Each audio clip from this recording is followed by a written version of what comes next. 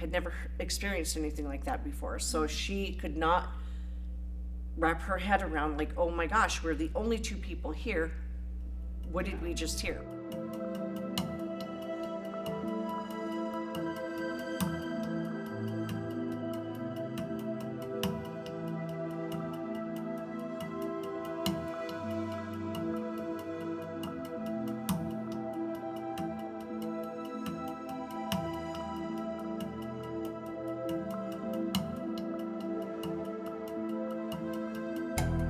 First got started when I lived in a house where we had a lot of experiences. We were hearing disembodied voices, which is the voice of someone that's passed on. I didn't know what to do, so I tried finding a paranormal group here, could not find one. So my son-in-law put me in touch with one from Wisconsin. They told me to get a recorder, ask questions. If I get a response, that means there's something there, and that's, like I said, how I got started, and I've been doing it ever since.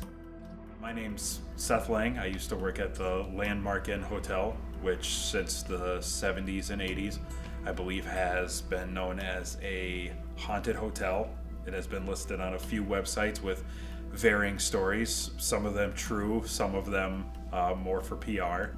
One of the more interesting ones, when I was working the front desk alone through COVID, those were some long nights into, midnight, 1 o'clock in the morning.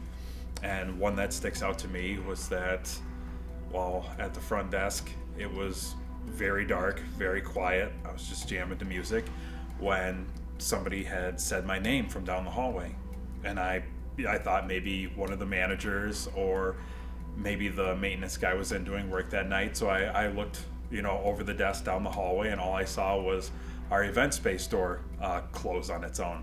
And I was like, oh, maybe one of the guys is playing a prank or something like that. And I got out, went down the hallway, and went to go in the event space, and the door was locked, and the lights inside were off, and nobody was in the hotel.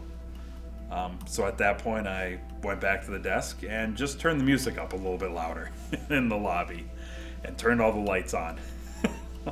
We have the haunted room with its own story, but notoriously there's one specific room that would always call all the time with, weird happenings, if you want to call them that. We did stay in the lilac room, which is reported to be haunted. I can assure you it is. We had set up a camera and a recorder in the room, went down and had dinner, came back up, decided to watch the camera and listen to the recorder, and we captured a disembodied voice. It was a male voice. He said, "Why don't you just leave?" There was a big ball of light that came shooting out of the headboard and went across the room, and it was quite large.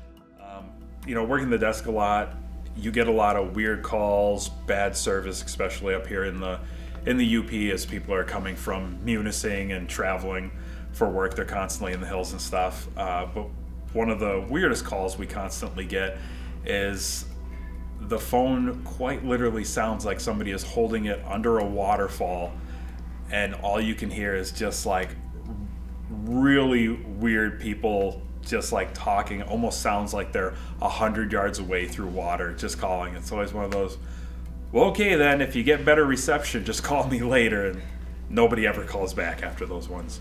Don't quote me, but I believe sometimes those ones also come from inside the hotel, from rooms that are unoccupied, which I hope to God it's just the maintenance guys. I went there one night and walked around. I felt like there was someone following us, and we all kind of felt like that. And I could see what seemed like, I'm not sure what it was to this day. It was a white kind of mist that seemed like it was shaped like a person, but I could not tell you for sure if it was or not anything. The lighthouse, in fact, had many light keepers, of course, from the time it was built until the time it closed down. We believe that many of the light keepers and their family are still there because we would hear men up chattering in the top of the tower. We've heard, like I said, a woman there who she was a lady lightkeeper. Her husband was off to war, so she of course had to take care of the children and the lighthouse. So we think that they loved it so much there that they stayed. Susan, who does the tours with me, she wasn't a true believer until the night that we tried to stay overnight.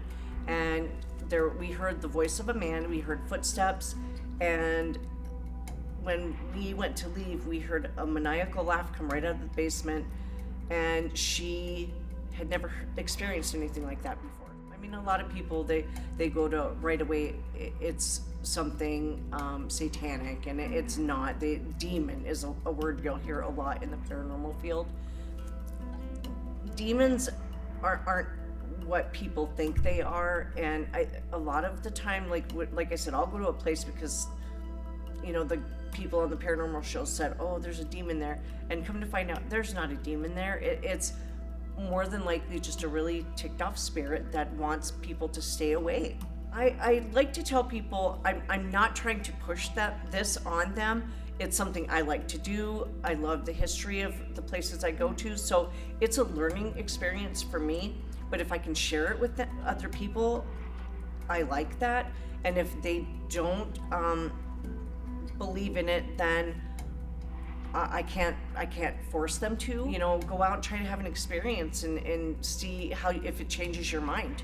There are a lot of haunted places. I've done homes in Ishpeming, homes in Negaunee, a business in Ishpeming, and had experiences at all the places I went to. The one really that really sticks out is I was called to do a home in Negaunee, and the lady's son was experiencing, I guess you would say, a little boy in his home.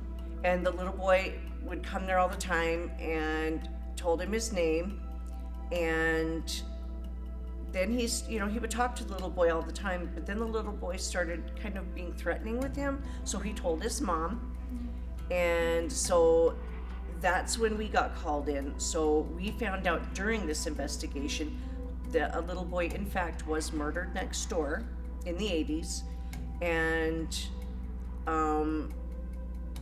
that's who we think was haunting her son.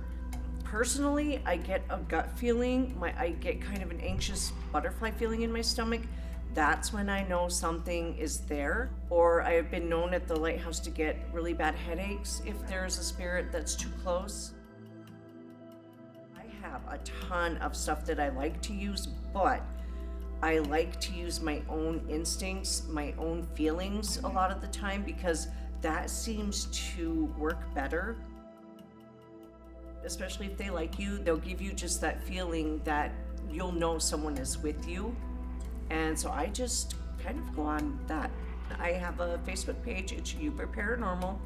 If you or anyone you know has a home or a business that they're having unexplained activity in, they can reach out to me through Facebook Messenger, and I would be more than happy to bring my team. It doesn't cost anything, and we'll come check it out.